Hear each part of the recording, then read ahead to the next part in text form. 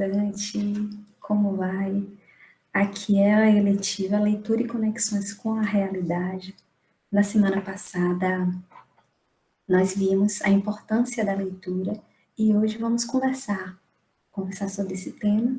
Eu iria ver com vocês as atividades por vocês respondidas e também veremos a próxima atividade proposta, né, desse outro assunto, que é a linguagem verbal, não verbal e linguagem mista, que vai dialogar muito com redação, né, mas é importante, um assunto acaba dialogando com o outro. Então, estudantes do primeiro BM, da eletiva Leitura e Conexões com a Realidade, vou compartilhar aqui algumas das respostas de vocês, em especial da segunda e terceira questão da atividade da semana passada, tá certo? Ainda não houve a definição de qual vai ser o livro que a gente vai trabalhar, né? Estamos decidindo. Eu creio que no mais tarde da semana que vem vamos terminar essa decisão, né? Aí a pergunta foi: a leitura é um dos aspectos fundamentais para a letiva, leitura e conexões com a realidade, o nome mesmo já fala. Desta forma, possivelmente iremos trabalhar ao menos um livro. Então, eu pedi para você sugerir o nome de uma obra que você acredite ser interessante a gente trabalhar nesse componente curricular. Então, um dos estudantes escolheu Você Não Precisa de Ninguém para Se Sentir Completo, de André Ferrari. Eu vou dar uma pesquisadinha nesse livro. O título pode ser interessante, dependendo, né? A Vida e Obra de Van Gogh, um dos grandes artistas plásticos. Como Eu Era Antes de Você, de Jojo Moyes, que até inspirou um filme bem interessante, um filme romântico, mas que fala de inspiração também, motivação. A Montanha Mágica, de Thomas Mann, parece que também é uma história de superação, motivação. Carta aos Adolescentes e a Seus Pais, de Rubem Alves, um grande escritor, professor, teólogo brasileiro. Em Busca do Tempo Perdido, de Marcel Proust, que era um escritor francês, bem renomado. O Poder da Positividade, de Geraldo Rufino, também parece ser um livro de autoajuda bem interessante, com um viés, assim, para a gente refletir sobre nossas escolhas, sobre nossos pensamentos. É um livro que vale a pena dar uma olhada. Cidade de Papel, de John Green. Um Menino no Pijama Listrado, é um livro muito bonito e muito triste também, no período da Segunda Guerra Mundial, a história, de John Boyne. Algum livro de Augusto Cury, então é um dos maiores escritores, ele é psicólogo, psiquiatra, bem famoso, e escreve tanto livros voltados para a psicologia, para a questão das emoções, quanto livros literários com essas abordagens. Então, outro nome forte para a gente trabalhar.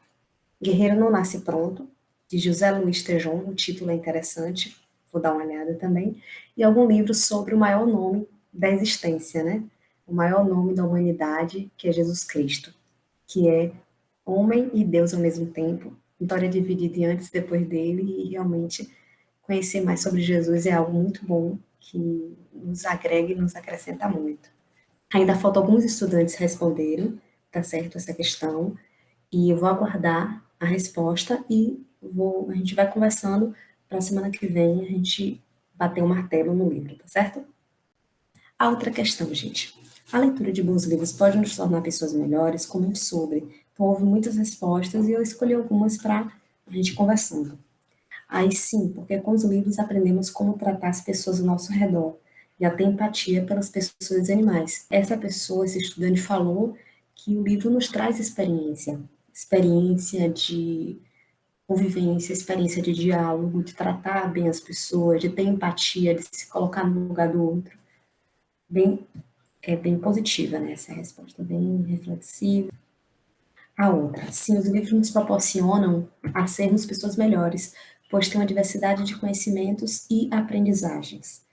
Então, realmente há essa questão do aprendizado, do conhecimento, e nos ajuda a ser pessoas melhores mesmo. Se for livros bons, né? Como eu falei, a leitura de bons livros. Então, há livros e livros. É importante a gente buscar discernir o que são livros construtivos e destrutivos. E a outra foi, sim, pelo fato de que um livro poderia influenciar na forma de uma pessoa pensar, porque a gente é aquilo que a gente se alimenta, né? Tanto fisicamente, quanto emocionalmente, espiritualmente, mentalmente. Você lendo bons livros, você pode se tornar uma pessoa melhor.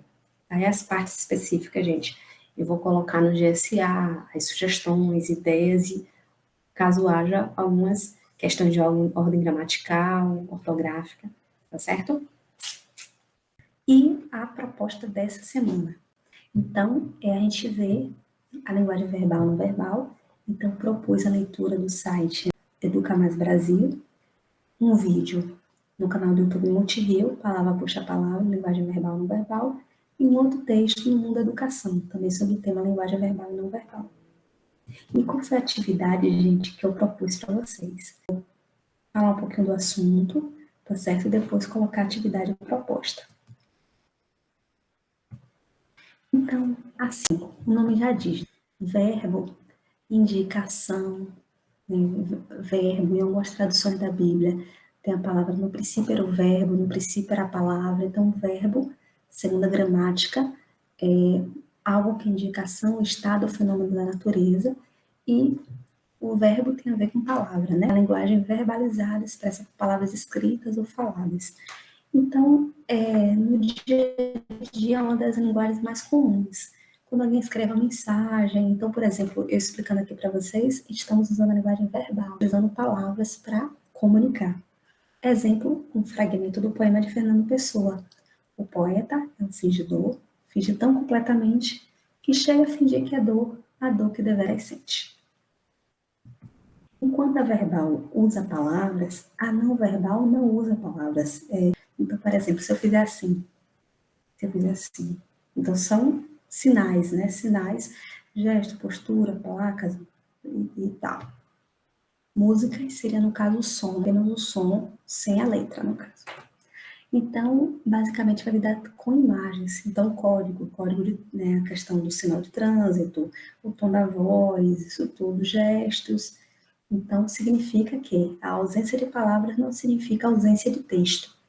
Então, isso aqui não tem palavra, mas é um texto. Estou dando um sinal de legal, positivo. Assim, né, eu estou dando um sinal também, então, e vários outros. Exemplo, se uma pessoa está dirigindo e vê o sinal vermelho, ela vai ter o quê? Parar, né? Senão pode pagar multa e pode causar um acidente. E a mista é quando tem verbal e não verbal, ou híbrida também. Você usa a linguagem verbal, que são as palavras, e a não verbal, que são gestos, sinais, expressões. Um exemplo pode ser encontrado uma charge, uma história em quadrinhos, quando se encontra a imagem e o texto, né? Tanto a foto quanto o texto contribuíram significativamente para a compreensão da mensagem.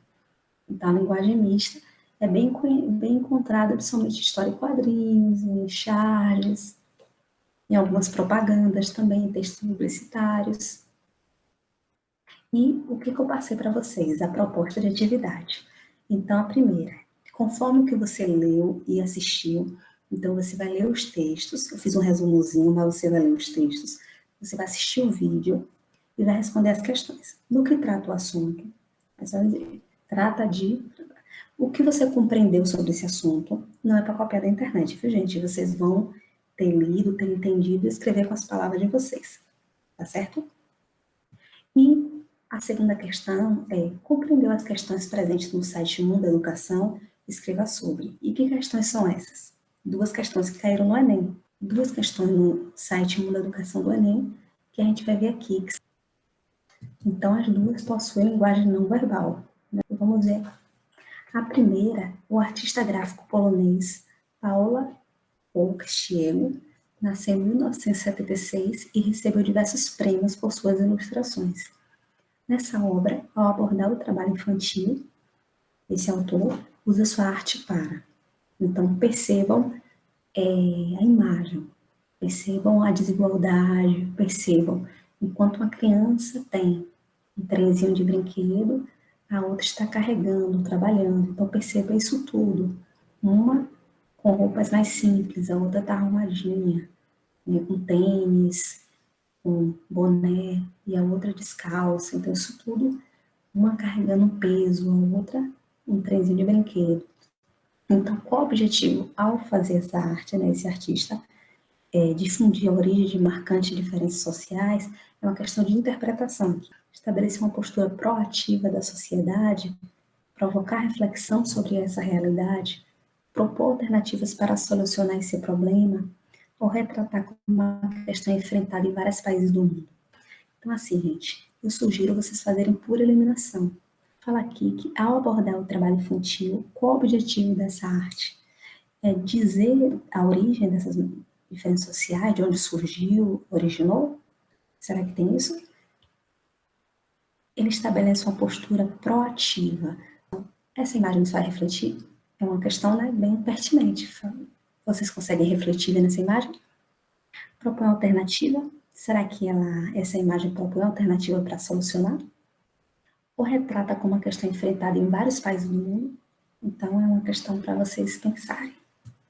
E essa segunda mostra vários bonequinhos, né, como se fosse manipulados com aquela cordinha que você dá, né, para você. O cartoon faz uma crítica social. A figura destacada está em oposição às outras e representa a. Então perceba que todas, mesma cor, todas indo para o mesmo lugar, sendo como se fosse manipuladas. Outra de cor diferente, sem algo atrás dele e tendo autonomia. Então seria o quê? Uma opressão das minorias sociais, ele aparenta estar oprimido? Carência de recursos tecnológicos, será que fala sobre isso? Falta de liberdade de expressão, ele está sendo impedido de ir e vir? Vocês conseguem ver isso? Defesa de qualificação profissional, fala sobre o trabalho? Ou reação ao controle do pensamento coletivo? Então, é uma questão também de interpretação interessante a se pensar. Faltam alguns outros estudantes responderem, então ainda não está certo, mas um forte candidato é o Pequeno Príncipe para a gente ler. E essa atividade agora, para vocês fazerem, lerem o texto, esses textos de linguagem verbal, não verbal, assistir o vídeo e responder essas questões.